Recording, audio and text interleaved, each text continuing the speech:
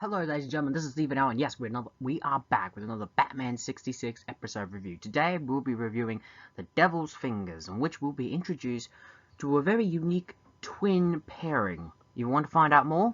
Watch the video. Let's get into the review. We begin this episode at millionaire Bruce Wayne's Wayne Manor, where Alfred and Harriet are having a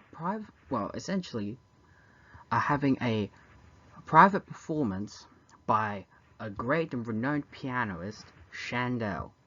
While the performance is going on, they are interrupted by three women in tartan miniskirts who walk in while speaking in a very comedic Scottish accent and play bagpipes. That, when played, render people unconscious. Chandell and Alfred are unconscious and stunned and hairy enough so that she could quickly go to the phone and ring the police up. While that's happening, the girls go through Wayne Manor and practically steal nearly anything valuable. We then cut to the police in Wayne Manor, where a distraught Aunt Harriet explains what happened, while also revealing that Bruce and Dick are actually out of town. Bruce is on a millionaire's hunting club and Dick is on a school holiday. But of course, knowing this attack and knowing Gordon and Chief O'Hara what they do best, they go to the GCPD switchboard to put through the bat phone to call up, essentially Batman. Alfred, nervous, quickly makes his leave, goes into the library, and reluctantly tells Gordon that Batman is taking one of his infrequent vacations. Gordon and Hara are devastated. And for the first time ever, they realize they need to actually solve a crime themselves. Already, this is an interesting premise, and I absolutely loved it and laughed my head off with it. For the first time ever, the police have to do something. We then do the usual opening credits, and then when that's done, we then go through the Batcave, which has been essentially all cleaned up. Probably because they're out of town for the day. Well, out of town. We then cut back to Police Commissioner Gordon's office, where Chief O'Hara and Batman are questioning Chandell. But the topic turns when Chandell says he has a concert about to be performed and demands protection. The police have to agree to do so, but they also reveal to him that Batman is out of town. We then cut to a broken down piano factory, kind of, where it's revealed that Chandell is the real criminal responsible for the robbery at Wayne Manor, and is seen meeting with the three women that had robbed Wayne Manor. And he is excited because he is the first criminal, arguably in Gotham City, that could have a very successful criminal caper, considering the Batman of Robin out of town, a criminal's dream. But that whole thing turns around when Chandell's twin brother turns up, Harry, who has basically been blackmailing Chandell into a life of crime. You see, Chandell was going to perform at the White House, but due to an accident with the piano, injured his finger, so he couldn't play. So he gave him a player piano in order to fool the president of the USA. That gig essentially made Chandell famous, but because of Harry doing that, pretty much has been blackmailing him into a life of crime, helping him plan robberies where he gets a large cut. However, Chandell plans one big caper, enough to buy Harry off and get him out from under his power forever. And it involves by getting an entire fortune on the Wayne Foundation. Now Harry thinks Chandell's flipped his keyboards, but Chandell says no, wait and see. At Gotham Town Hall, where the concert's supposed to take place, pretty much a police state with machine guns, barbed wire, and fingerprinting out the door. Gordon won't let anything happen to Chandell at that concert, even if it has to mow down innocent civilians to do so. I'm not kidding. It's comedic because it's so over the top, and I like how Gordon says there's something ineffective with our police procedures. Now, while the concert is playing, Bruce is listening on the concert radio, and he and he detects while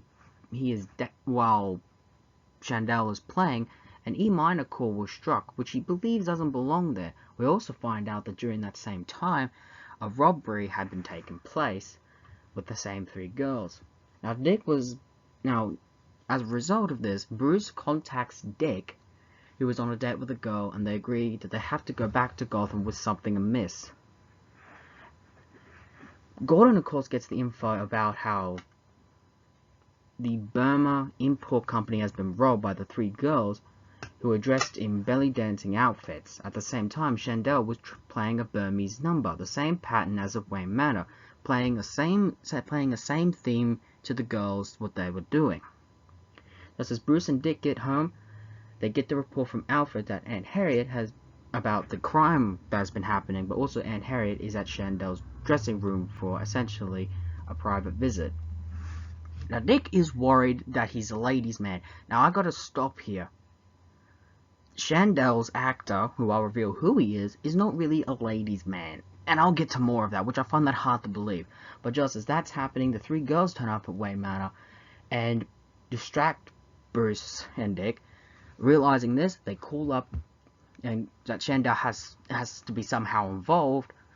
Whether or not, they call up Commissioner Gordon to tell that they are back. And this relieves Gordon to no end. Gordon then tells Chandell, who is less happy about it, but puts on a brave face, and basically shares a root beer bottle with Aunt Harriet. Aunt Harriet then leaves, and Chandell quickly calls up his twin brother Harry, and basically the twins inform each other that Bruce Wayne is back, and Chandell informs Harry that Batman's back, and comes up with a plan to eliminate him. Batman arrive at Gotham Town Hall to see Chandell, and they find Chandell has been hit over the head with a root beer bottle just before the and just as that's happening, they revive him and ask who assaulted him, and Chandell says it was his twin brother Harry, and tells him a possible location. The dynamic duo quickly get to the possible location where they see the three girls, but also get into a fight with three thugs that are working with Harry and Chandell. Harry, however, manages to knock out Batman and Robin, and ties them up in a conveyor belt into a paper cutting machine, which essentially he plans to feed them in and turn them into pieces of sheets to be put into those piano roll machines to recreate the music that Harry plays over the PA system. And that's our cliffhanger for this episode. Okay, one of the biggest things I like here is we really get to see how incompetent and how much Commissioner Gordon and Chief O'Hara really rely on Batman. And I do like the premise that Batman and Robin aren't really here for the most of the episode. They're out of town. But of course, it is Batman. They have to come back. And I kind of find it implausible, but at the same time, it does stay in true energy of 66. But the biggest thing is how Aunt Harriet is really having more of a role in the story. And I absolutely love it for that fact. And even the little screen time Alfred has, I like how he, that he is getting a bit of screen time. Now, the biggest thing you gotta appreciate about these episodes is the villains, and we got a very interesting pair. Let's look at the first twin, shall we? Chandell, portrayed by fucking Liberace. Now, if you have no idea who this guy is, first off, where the fuck have you been?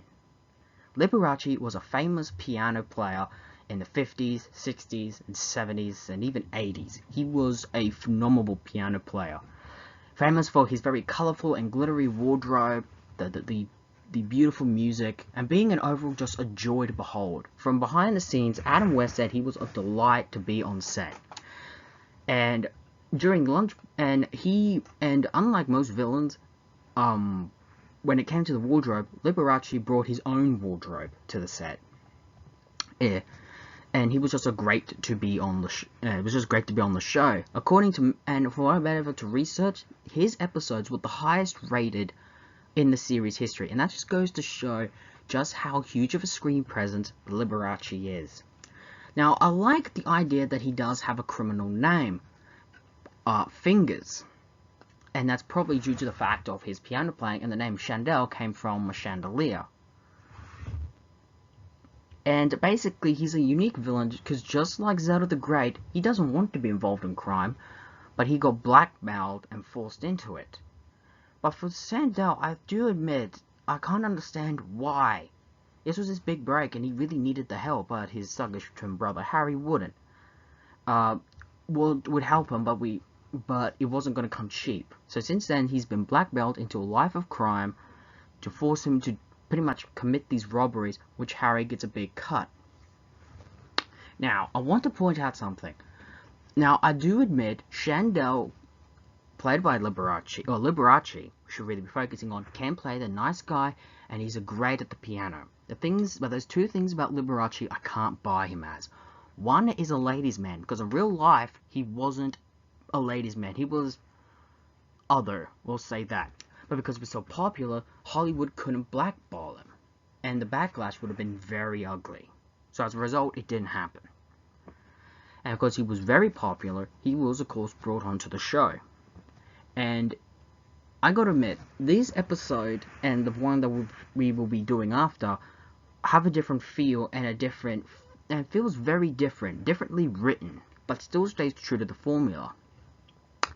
Now, Liberace is sometimes considered a very, well, as Chandell is considered a very weak villain, and I gotta agree. Even though Liberace's character Chandell is pretty much labeled the special guest villain, I gotta point out he's not really the main villain of these two-parters. That goes to Harry. Now, another thing I think Liberace doesn't do very well as is playing the evil twin. Now, I understand the reason why, or the evil twin angle. My problem is I don't feel that he could portray the bad guy as well. It comes off clunky and goofy. Hell, he's basically just a thug. Just a thug with that cigar. Hell, he doesn't even wear that much of a colorful suit, to be all honest. But I will admit, in the second part, one of the best scenes ever was Liberace wielding a Thompson, and I wouldn't have missed that for the world. He's just too nice, and you can tell that he's really trying his hardest to be a really tough guy criminal. He just doesn't have that much to give, and honestly just doesn't work as well. I would have preferred if Liberace should have played Chandell, but get another big musician who could pull off the tough guy. Maybe someone from the rock and roll movement could have worked, and make it that he not just blackmailed his brother into a life of crime because he knew it would be profitable, but also revenge, because Liberace could have made that growing up, Chandell got all the praise and all the attention and love of music, while the twin went in a different direction to crime, but also loved a different genre of music, and was ridiculed because of that. He couldn't make it. I would have found that to be a far interesting dynamic, and I would have imagined the perfect twin for Chandell would have been maybe Elvis or Jerry Lee Lewis, the killer. Other than that, I can't say that Liberace being on this show in general is just a sight to behold. Another thing I gotta like is the three dancing girls that all have their unique personality and bring unique star power to this different episode, to say the least. And interesting fact, the blonde-haired one would actually return in a season 3 episode as the Joker's female assistant in the Joker's Surf's Up episode, which we'll get to that when we review that episode, but that is still a long way away. The Devil's Fingers is a very different episode, and I'm not entirely sure what to make of it, whether it's good or bad. Chandell, the character, is considered by many to be probably one of the worst villains on the show. I can't exactly say either Chandell is the worst, or should I say Fingers is the worst, but I can't exactly say he's not in top 10.